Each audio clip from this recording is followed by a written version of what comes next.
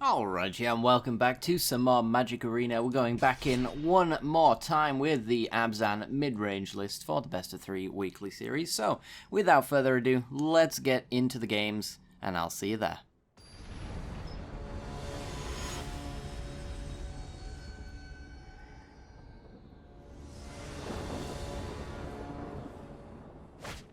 Okay, we have a one-lander. I feel like I say that a lot with this deck, but it can't be right. It can't be right at all. But if this had 2 lands in it, I think I would take it over, of course, the Ketra being the land there. Could have gone Growth Chamber into Night of Autumn or Midnight Reaper. Worked our way up to mid-rangey endgame, but alas, we do not have such things. And again, another one-lander. Maybe I do say it a lot. Here we are. Let's mulligan again, and yep, let's take this hand. It's not fantastic, of course, but there aren't many 5 card hands that are fantastic at the end of the day. Paradise Druid, though, as things go, is a fantastic pickup. Means that if we draw any of our top end, we can get there a turn early. This is quite nice. Oh, never mind. No, we can't. Oh, they take Splendid Angel. Okay. Sure. Well, do I even need to... Yeah, I guess I do still want a Paradise Druid here. It's hexproof until I decide otherwise. And if I draw anything a little bit more expensive, then it'd be nice to actually be able to fire that off. I think I'm just going to say no attacks here and leave my Paradise Druid as hexproof.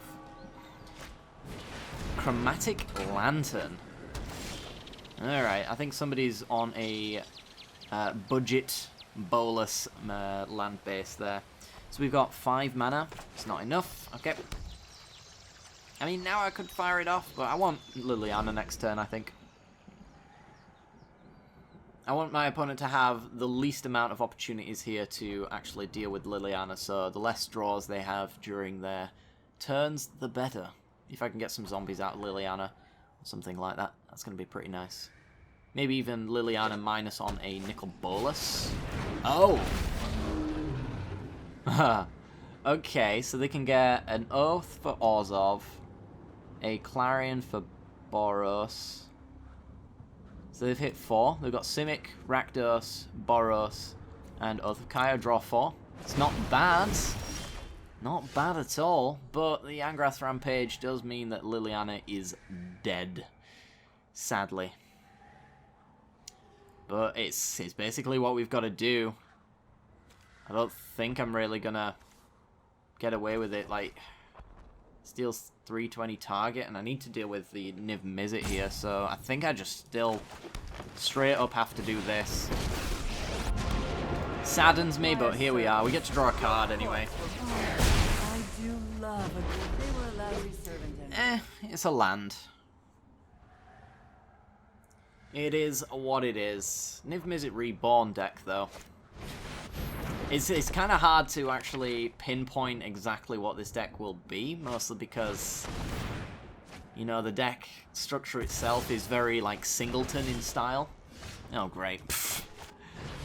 Oh, God. Alright, well. I'm not going to play the other Growth Chamber because I'm going to adapt this one. If they want to try an Oath of Kaya to kill it or Deafening Clarion, then I can adapt in response. Is my thought process there. But yeah, every single card now, thanks to Tome of the Guild pack, is going to draw them cards. It's interesting to see a Grixis land base. I wonder if that's intentional or if they've just drawn those specific cards. Oh. Fab. Yeah, I think I'm actually going to scoop them up to this. You're just fuel. It's hard to see how we can come back from it, honestly.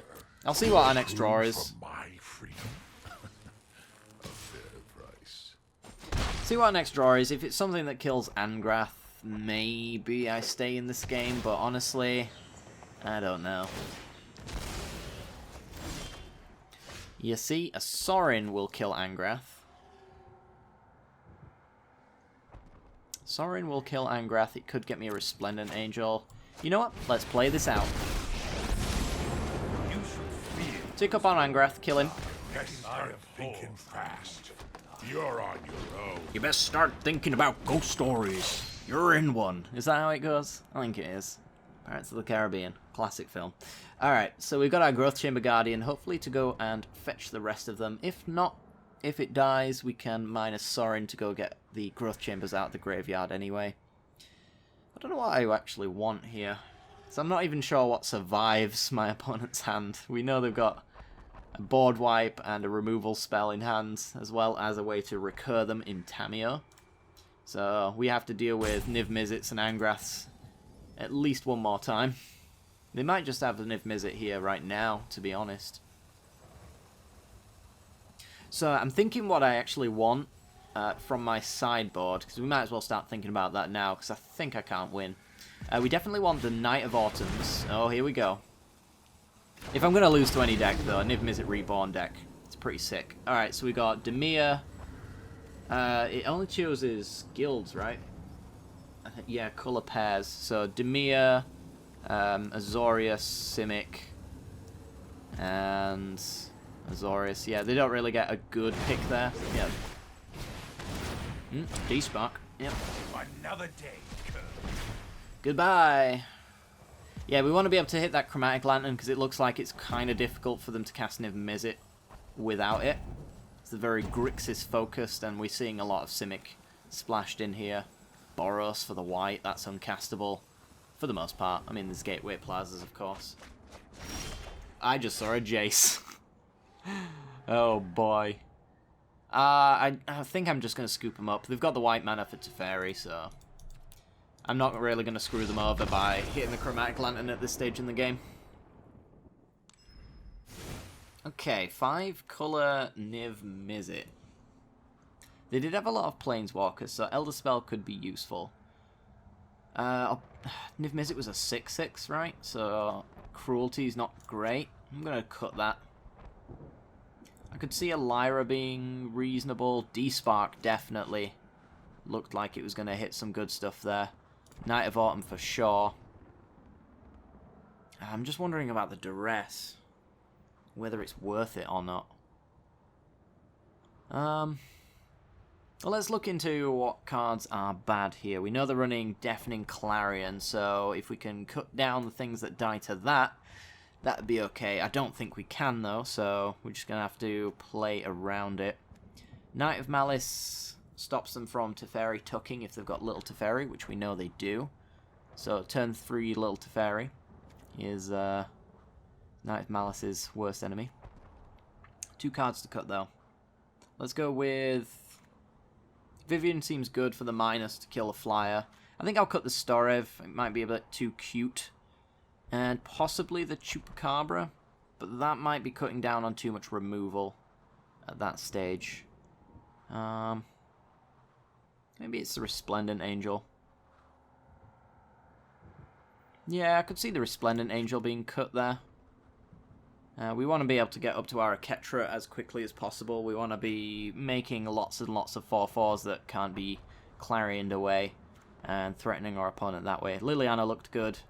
And yeah, I think we'll run it like that. See how this goes. I'm not sure if we want the Duresses or not. It could be correct to bring them in.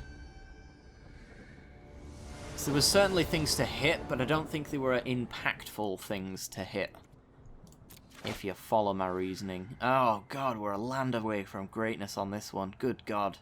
If I could get these Paradise Druids down, that'd be fantastic. They would lead me into this entire hand being unlocked. Hitting Chromatic Lantern with Knight of Autumn would be amazing, but I just can't really rely on that to happen, to be honest, so I think I'm going to have to mulligan. Yeah, this one's okay. Can hit the Chromatic Lantern. And I think I'll just take the land, since we've got some cards that we can't quite cast here. I'd like to be able to do that as soon as possible. Now, I think Knight of Autumn on her own, being able to hit Chromatic Lantern, is reason enough to keep this hand, and should anyway buy me enough time to get to my late game stuff here. So they do actually have the Sunpetal Groves in and the Woodland Cemetery, so they're not actually base Grixis, which I found a bit odd, to be honest. So interesting to see that's the case. I think I'm just going to go land and go. I always want to fire this Knight of Autumn off on a Chromatic Lantern if we can help it. And, I mean, we're going with Sorin into a Ketra into, like, Midnight Reaper. If we draw a land, we've got double creature to cast off of a Ketra, so that's pretty nice. Let's get Sorin going, ticking our opponent. Ooh, they got the D-Spark already. Not wasting any time there. Time for a drink. And shocking in, what have you got? Tamio. Okay. She's problematic. She can... Aiming for Niv Mizzet. I saw a Chromatic Lantern hit the yard there. She can actually go and get the D-Spark for a Ketra, which is very annoying.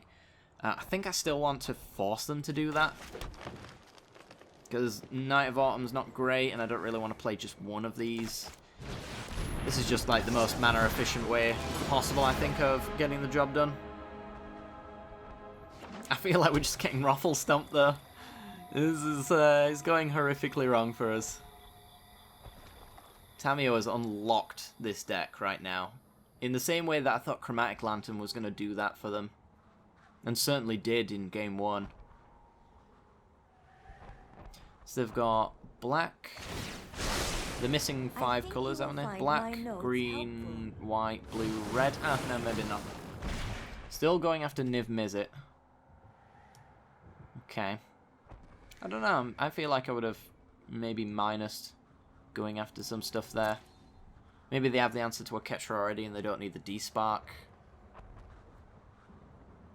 They might have just better things to do. Yeah, modify. Sure.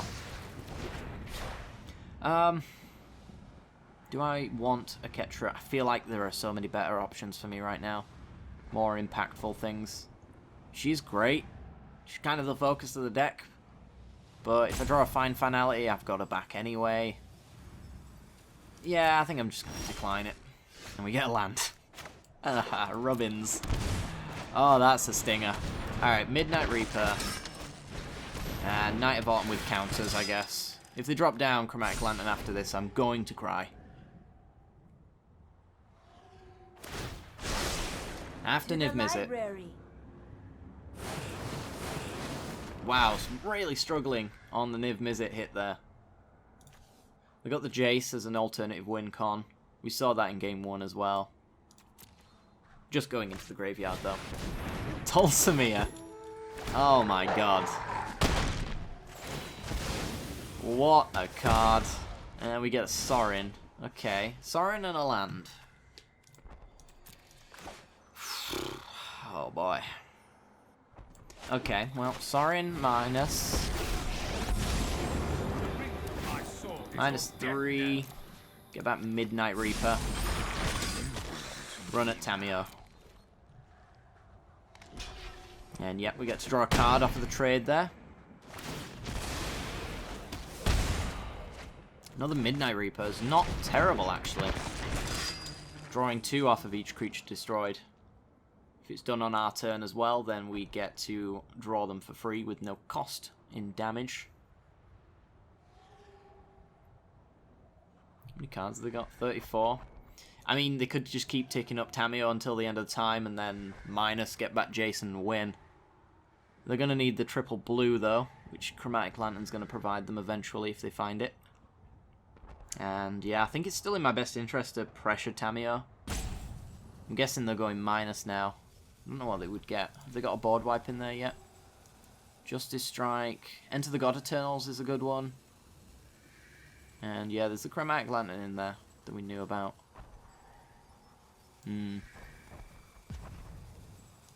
Yeah, it's a tough choice for my opponent. Like, they could take my go Angrath, take my Midnight Reaper. That would be a thing. Seriously, have you got like no Niv Mizzets in your deck? Feels like they've only got like 1 or 2. There's Tome of the Guild Pact. That makes me wish I had a Night of Autumn. Hello, hello. Alright, well, let's go get Night of Autumn, shall we? Boop and boop. Unfortunately, we don't really have the ability to play a Ketra first. I think I need to kill Tome of the Guild Pact, though. Murder that. That is drawing a card on literally everything they play. So I don't really want to get involved in that. Do not harm my scrolls. What a mess I've made. Do not harm my scrolls. Let's hit you for 6. Keep her off of the minus. And she's dead next turn. I know, I noted this somewhere. Still missing the Niv Mizzet, down to 25 cards. Yeah, what I'm hoping for is that my opponent decks themselves. They really want to be minusing and getting back that Jace, so that they can win through self-mill, but if Tamiyo can never minus to get it back, then all of this ticking up is actually hurting them more than helping them. That's the plan, at least. In practice, who knows? I mean, right now, Sorin alone is keeping her off of doing that minus, because we can tick up on her, and then she stays on 2. And we might get to the point where, once they've found their Niv Mizzet...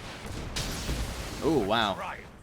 Once they've found their Niv Mizzet, they potentially don't want to actually take any of the cards at that point. So, Tamiyo is dead. We have an Aketra into Resplendent Angel. Not quite, mana's insufficient, but that's fine. I have become too involved with my work. Okay, so they need a proper board wipe here, I would say. This Aketra is definitely getting shuffled back into my deck. Because I really like the situation we're in right now. We don't actually have... Oh, we do have triple white. So we have the triple white for the Resplendent Angel. Knight of Malice, not too bad. There's no double white for Settle the Wreckage, so I don't have to worry about that. I think I'll just go swinging now, because no difference in math is made from my creatures, so... Yep, let's get swinging.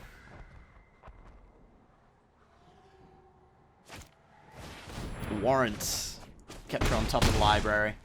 Well, that made a difference. I didn't expect to get Warrant Wardened. I think I still Resplendent Angel, though. Yeah.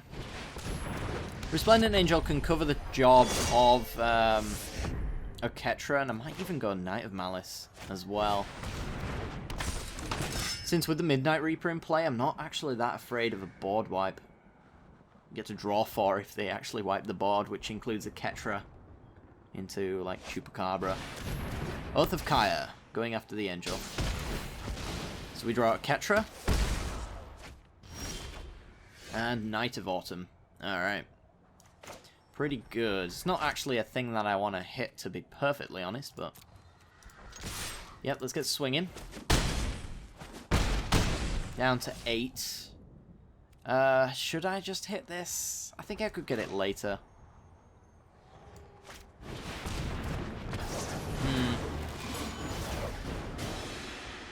Yeah, I think I'll just hold on. In case of a board wipe. I don't know. Chromatic Lantern. That's a better thing to hit with Knight of Autumn. Because Oath of Kaya is just so underwhelming to hit. Is my thinking. And a Wrath. Wow. Okay, so we want to put Kaya, God Eternal Aketra, 3rd from the top. And then we want to draw these 4. So a land. Aketra, great. Double Aketra, and Growth Chamber Guardian. Okay. Well, Aketra. And then destroy my opponent's Chromatic Lantern. Yep.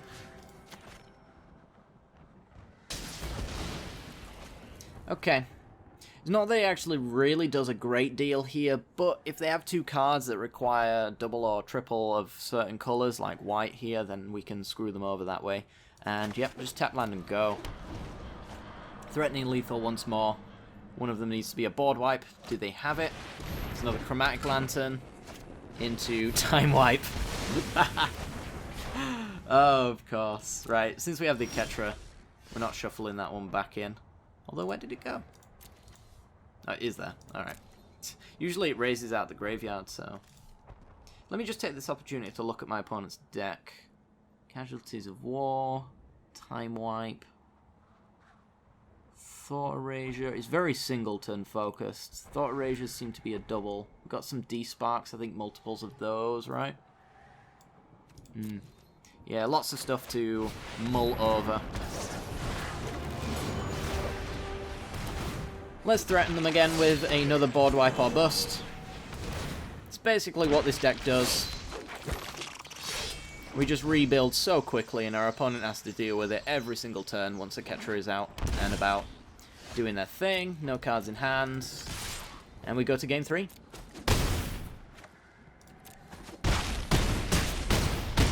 Okay.